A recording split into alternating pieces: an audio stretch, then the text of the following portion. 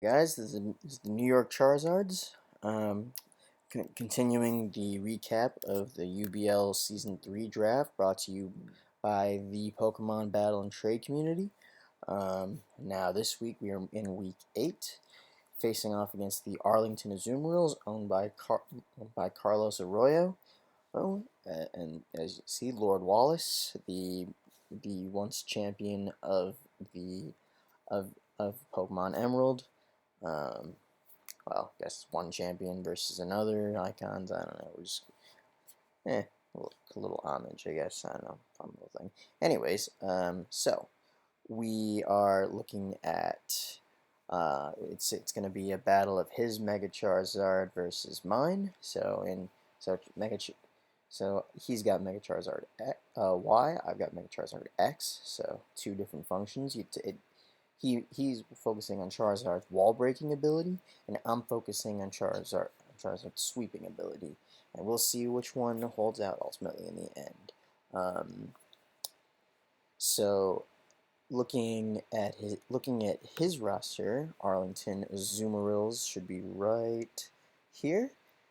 Now, I remember in the initial weeks that he drafted very well, and looking at his draft, he managed to snag a good, like, several versatile, viable threats, which already makes me nervous going into this battle. Not to mention, he's got three potential Z users. Exeggutor, I don't see him potentially bringing to this game because it's vulnerable to U-turn, um, which I might have, or I'm going to use Rabambi to take it out. Um, but Stoutland Z move, Greninja Z move, Greninja always a menace at that speed with that coverage. I I'm already worried about this one because Tyranitar's versatility. Now this time he can, unlike Phil, he has the freedom to use Tyranitar any way he wants. Um, I mean Phil could too, but that he had can in terms of items and sets, like he can maximize his Tyranitar usage a bit more. And with Mega Charizard Y, he can change the weather as he needs. So he's got sand. He's got sand for himself, and he's got Mons to support that. He's got like fly. He's got Flygon who will stay immune to sand. He's got Kabutops. His Kabutops would get a special defense boost, and could maximize that in attack. So I don't. So luckily he did not bring that. What he did bring, um, he brought so he did bring something that doesn't get hurt in the sand, but he brought other things to do. And then he's got um and then he's got Megazord Y. He's got Whimsicott for that prankster support. Mew, I am possibly expecting a bulky support since he can't use Munium. I mean, he can use any and so obviously since Mew isn't a Z cat in this one, much like how I couldn't use my Kamo as a Z move user, or can't use its AC move because it's an Omni boost. And Munium in that case though is a priority setter, so just or priority blocker with that psychic terrain. Um, but anyway, moving on. Now he's got Stoutland, which is going to have Intimidate, and it's also his other Z user. So that could be interesting, and that could be bad for me, but we'll see. Um, and then he's got Flygon, which isn't seen often. Um, but I'm sure he's got found a use for it. Either way, like I like he had a Doublade, which was a powerful physical steel and ghost, which already corrects the fighting weakness. This guy's got his bases covered. Shout out, like, mad props to this guy Carlos, because he clearly knows what he's doing. And for me, who well, admit that I did not know what I was doing, and my games involved me stumbling into my groove, I might be in some trouble. But enough with the bantering. Let's get right to it. So I lead with Kamo, and he leads with Charizard. I'm expecting him to go Mega right away. He has no reason not to, because he can fire off his solar beams and intercept my Suicune if he wants to. Um, he can already do a ton of damage. And looking back now, he's already like outpaced most of my team before we even started. Suicune will take a bad hit to Solar Beam. Regice, if he's using Flamethrower, he might live one. If he uses Fire Blast, he may live one just barely.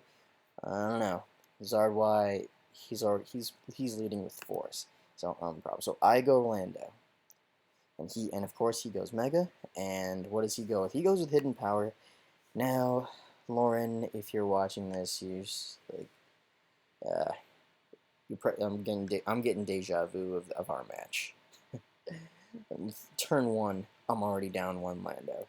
Uh, I feel like I'm already letting, for all the people I sniped from, I'm already letting them down big time. Not good. So now I go into Regice. Regice has the special bulk, and I believe I equipped him with an Assault Vest just for Charizard. He goes Flamethrower, so that's good news. He doesn't go for a move that can blow me straight to hell. So I go Ancient Power, and wow, that didn't KO him. I'm not happy right now. So this is the kind of position I didn't want to be in to begin with. Now I'm down. Now I'm down 4-6, and he's leading. This is exactly the kind of position that Ari would spell that I'm gonna lose. So he gets out of there. I go for the Automatize because I need to get some movement on this guy. So I use his Sun, but wow, that bulk. He goes for the Will-O-Wisp to deter my physical attacks. That kind of stuff. That I did have a physical move on there, though largely for Tyranitar, and ultimately like didn't. It won't do much because I can still beat Tyranitar with other stuff, but he's got bulk. So I go for Clanging Scales. Only does 30. That's not good. I need more damage. He's probably got Soft Boiled, or Roost or Cover or something recovering. And Soft Boiled it is. Yep. So I'm going to assume there's a Rock Setter and there's a knockoff user. So Kartana, you're up. While he's healing, I've got one chance to make this right. So I need to knock off and end his bulky advance. And that now, in my haste and because I was down, this could have been a huge misplay, but ultimately it paid off and was game changing. Because had he landed that Will-O-Wisp, my Kartana would have been rendered useless. So thank you, RNG and Hacks, for allowing that miss. So I go for the knockoff again because I'm trying to finish off Mew, however I can. But I take out his leftover, so nothing lost. He goes for the U-turn, gets out of there. He goes to Flygon. I'm guessing Flygon might try a Dragon move. And it doesn't. It goes for the U-turn. He sends into Whimsicott. I go for the Clanging Scales because I'm not sure what to expect. Hindsight, maybe a Flamethrower would have been a better idea, but he also has 3 Mons that resist fire. So, but he only has 1 Mon that's immune to Dragon, and he lured me into that. So, well done, Carlos. Alright, and here comes, and a Moonblast is probably in my future, so in 3, 2, 1. Oh, well, the Flamethrower. See, I should have just done Flamethrower from the beginning, and Moonblast kills him. But, I'm sorry, Kamau. You kind of died there. So now I'm down 6-3, and he comes back, and Kartana comes in with Sacred Sword because I'm trying to intercept things I didn't want to get. If I had thrown a Psycho Cut, which I believe I had, or if I'd used Knockoff, I could have. I feel like I might have been intercepted and slowed. So I took out his Whimsicott, and thankfully he did not bring that Doublade, so I can strike. So now I can strike back with fighting moves, though he can bring you to intercept me. And now he brings in Tyranitar.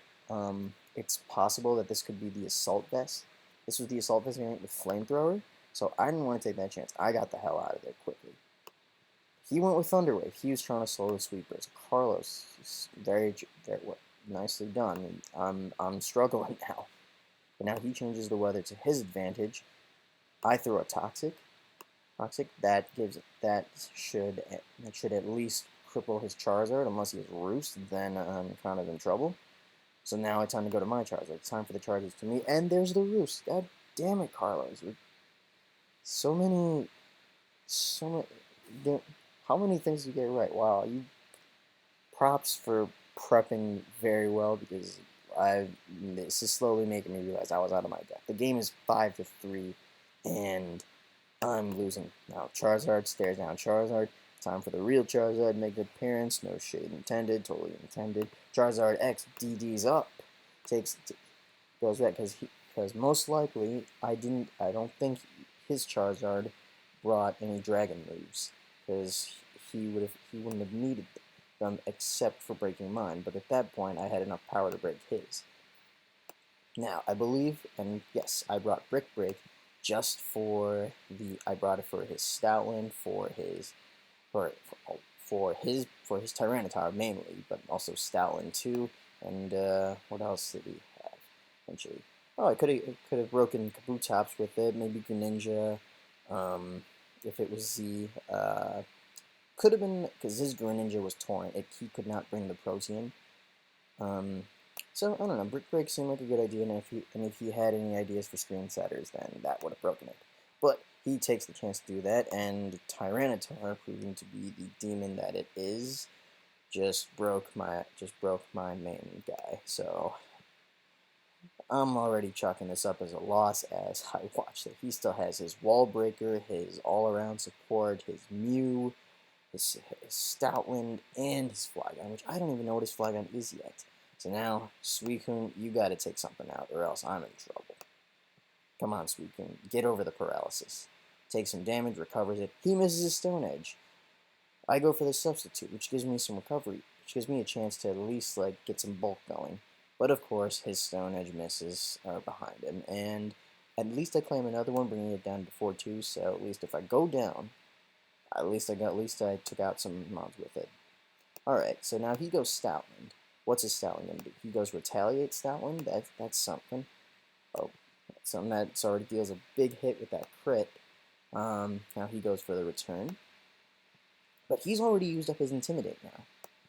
I believe Carlos was counting on me to choke here, and I did not bring many good moves that week, so I think he would have had me right here had I chosen the wrong move. So I'm thinking between Psycho Cut, between Knockoff, between Leaf Blade, I believe I had Smart Strike. So the only move that seemed to make sense in this moment was Knockoff, because he can block every other mon, or he has mons that can block every other move I've got, and Knockoff is the only thing that he can't stop.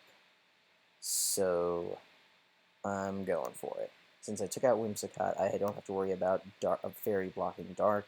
So I go for the Knockoff, and I know I'm sure his Stoutland probably is the Z user, so I'm not gonna take it. So I can't knock that off. I can't knock off a Mega Stone.